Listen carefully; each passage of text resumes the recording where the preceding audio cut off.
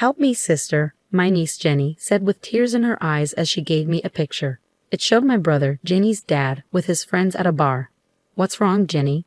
I asked. Before she could answer, my serious sister-in-law showed up. "What are you two doing?" she asked sternly, taking Jenny away. Alone now, I looked at the back of the picture and saw a message from my brother. It said, "If something happens to me, please take care of my daughter. My name is Alice. I'm a 32-year-old working in my family's construction company office. My older brother, who's 10 years older than me, was always seen as the one who would run the business someday. He's a hard worker, but he never seemed keen on taking over. Even though everyone, including me, thought he would, he often said, 'I enjoy carpentry, but I don't want to run the business.' It became his mantra, repeated over and over. Then one day, he dropped a bombshell. 'I found someone I want to marry,' he announced, introducing us to Maggie. She was lively and quickly became part of our family even though she didn't live with us. 'I'm getting married and moving out,' he declared. 'But what about the business?'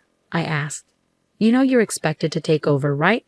He sighed, patting my head gently. 'I don't want to cause you any trouble with Dad. We don't see eye to eye,' he explained. True to his word, he married soon after and moved out. But he always stayed in touch, chatting with me about everyday stuff. Guess what? Maggie made a delicious dinner tonight. She's a dietitian, so she keeps an eye on my high blood pressure, he'd say. I'd tease him, saying, 'You never get tired of bragging about her, do you?' But seeing him happy was all that mattered to me. A few years after my brother got married, his daughter Jenny was born. After that, we started seeing them more often.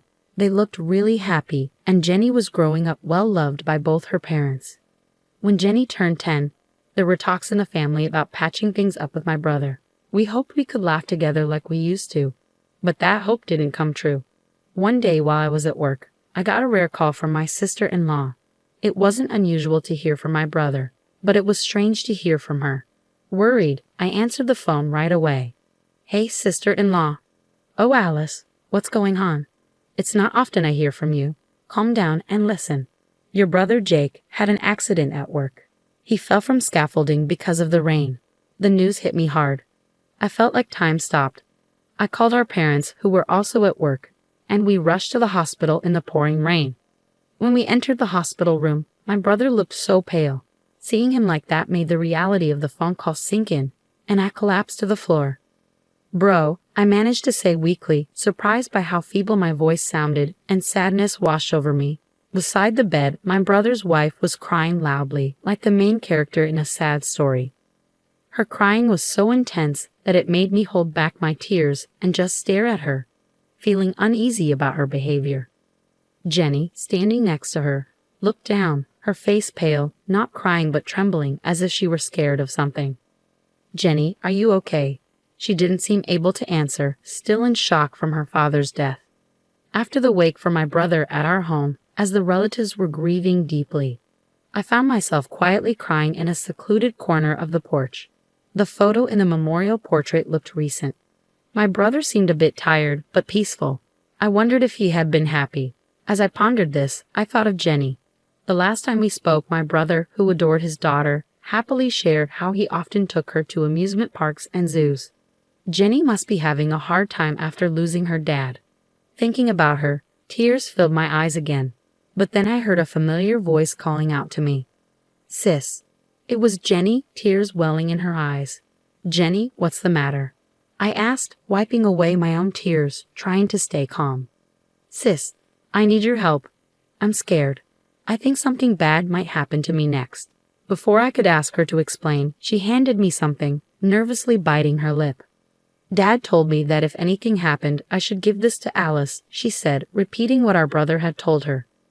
Jenny handed me a slightly worn brown envelope, which she had probably been holding onto for a while. "It's actually—" Just then, a cold voice interrupted us from behind, saying, "What are you doing?" I turned around to see my brother's wife, Maggie, looking stern. "I've been looking for you, Mama," Jenny said nervously. Maggie grabbed Jenny's arm and quickly took her away before I could say anything. Maggie had always been friendly and kind, but she seemed different now. It's understandable, given her husband's recent passing, but Jenny's behavior was also odd. Alone again, I opened the envelope and found an ordinary photograph inside. It looked like it was taken at a social event, with my brother smiling alongside some colleagues. I decided to flip the photo over. On the back, my brother's slightly angular handwriting read, "If anything happens to me, I want you to protect my daughter." I was shocked, speechless, just staring in surprise. I realized Jenny was asking for help, and this photo might be connected. So I decided to call a friend who was a police officer and arrange to meet him the next day. Usually the funeral would have been the day after the wake, but the crematorium wasn't available due to a certain day of the week, so we had an extra day. This gave me time to dig deeper into my brother's death. The next morning, when I got to our meeting spot, he was already there, waiting for me. "Sorry for calling you out of the blue." "Don't worry about it. I was off duty anyway. What's going on?" "Well, it's just..." I started to explain the situation to my friend, and he listened carefully. From a police standpoint, we can't take action based on just this evidence." "I understand. I wish I could do more. But remember, I'm here if you need to talk." "Yeah, thanks. Just talking it through helps me think." Even after saying goodbye to my friend, I couldn't stop thinking about the photo Jenny gave me. No matter how many times I looked at it, the message from my brother remained a puzzle. What else could I do to uncover a clue? The message alone didn't give me much to go on. I realized that talking to Jenny directly might be risky with my sister-in-law around. Then, an idea struck me.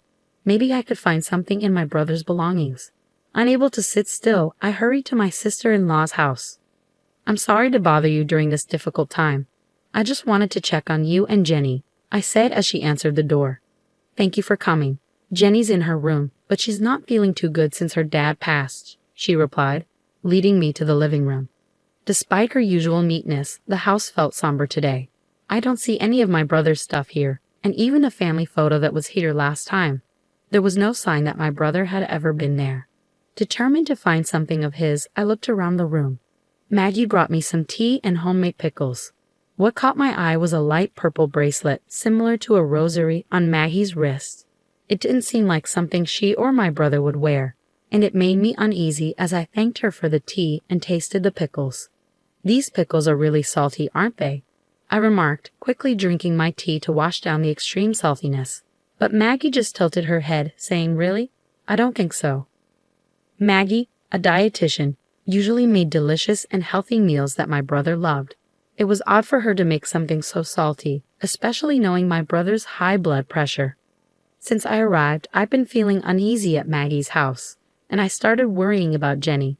I'd like to talk to Jenny. She's in her room, right? Just as I stood up to go to her room. "No, you can't see her." "What? Why?" "I'm sorry, but you need to leave. I'm busy getting ready for the funeral," Maggie said firmly, grabbing my wrist and pushing me out into the hallway, then out of the house. Feeling frustrated after finding no clues, I looked up at the sky, wondering what to do next. Suddenly, Jenny appeared at a second-floor window. She gestured for me to be quiet and threw something at me. It was a small key wrapped in cute memo paper, the shed key. "Hide it under the potted plant after you use it," the note read. I gave Jenny a thumbs up, and she nodded before gently closing the window. To avoid my sister-in-law, I went to the backyard and used the key to open the shed. Inside, I found my brother's belongings, including a diary. Jake had been diligent about recording his daily life in a diary since he lived at home. As I read through it, I couldn't believe what I found. The food had become too salty, and even when he mentioned it, Maggie dismissed it, saying, "Trust me, I'm a dietitian," and he couldn't get her to take it seriously. His health had been declining because of it. Plus, he explained why he left that photo. The next day, a crowd gathered at the funeral, including relatives and Jake's colleagues. When Maggie took the microphone to speak, I stood up and interrupted her. "I need to say something," I announced. "Alice, what's going on?" Maggie looked surprised as I walked to the front of the room, ignoring her. "Jake didn't die by accident." My words caused a commotion in the hall, and Maggie's expression turned stern. "What are you saying?" "My husband slipped and fell off the scaffold at work," Maggie protested. "I showed everyone Jake's diary. It's all written here." My sister-in-law, who was usually a good cook, started making heavily seasoned dishes, and Jake's health started to decline. "Isn't it strange, Maggie?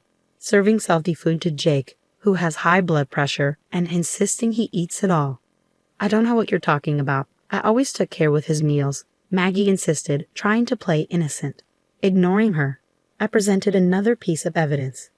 This is a photo Jake left for me. At first, I didn't understand its significance, but when I visited your house yesterday, it became clear. The person in this photo is wearing a bracelet that matches the light purple one you're wearing. As I pointed to the person, everyone's attention shifted there. Mr. Johnson, you and Maggie were having an affair, weren't you? Even though you were a colleague Jake trusted, why betray him like this? As murmurs filled the hall, Maggie glared at me while the man looked pale and nervous. Mr. Johnson was a familiar face to me as well. He had been a good friend of Jake's since they graduated from high school and started working together. He had visited our house many times, and I had seen him wearing the same bracelet as Maggie's when he wiped sweat from his forehead. I'm sure Jake was struggling a lot, knowing that the colleague he trusted was having an affair with his wife, and that he might even be in danger. That's why he couldn't tell me directly, and leaving this photo was his way of trying to communicate. I said to Mr. Johnson, holding back tears. He broke down crying and held his head in his hands. What? A diary and a bracelet can't prove an affair or that I killed my husband. Maggie protested, getting defensive. But I was prepared and continued with the evidence from the diary. There's more. Jake checked your phone, Maggie, and found emails between you and Mr. Johnson. It seems you wrote, Jake is in the way of us being together. We need to get rid of him. That's not true. Whether it's a lie or not, we can easily find out by investigating, right? I challenge. At first, it seemed like you were planning to take advantage of my brother's high blood pressure to harm him through his meals. But that would take too long. So driven by your desire to get married as soon as possible, you approached Mr. Johnson to eliminate my brother in a workplace accident, didn't you? You planned to push him from a height on a rainy day, and if anyone asked, you'd just say he slipped. I never suggested such a thing. He's the one who brought it up. Maggie tried to deflect blame onto Mr. Johnson, pointing at him. He shook his head vigorously, denying it. Mr. Johnson, it was raining on the day my brother died, wasn't it? I asked. He nodded slightly. Usually work would be stopped on a rainy day, so why wasn't it? It was only drizzling, and we had a deadline, so he suggested we continue with the work. I saw it as an opportunity, Mr. Johnson explained. My brother considered you his best friend and trusted you until the end. You know that, I said, addressing Mr. Johnson. There was a collective intake of breath as he bowed deeply towards Jenny, my brother's only daughter. I was led astray by her, and I did something terrible. I'm truly sorry, Mr. Johnson continued to apologize through tears. Jenny looked at him with sadness in her eyes. Meanwhile, Maggie kept denying any involvement. Even at this point, you'll hand over the incriminating emails to the police, right? I asked, and when Mr. Johnson offered his phone, Maggie seemed to finally give up. Then, a police officer friend who had attended my brother's funeral arrested the two of them and took them away. It was a relief to see them finally caught. Afterward, Maggie and Mr. Johnson received long prison sentences.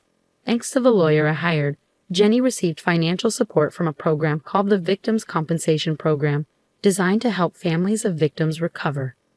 Jenny was deeply affected by the incident and struggled for a while, but I adopted her as my own, and she's slowly starting to smile again. I've decided to give her all the love I can in place of my brother.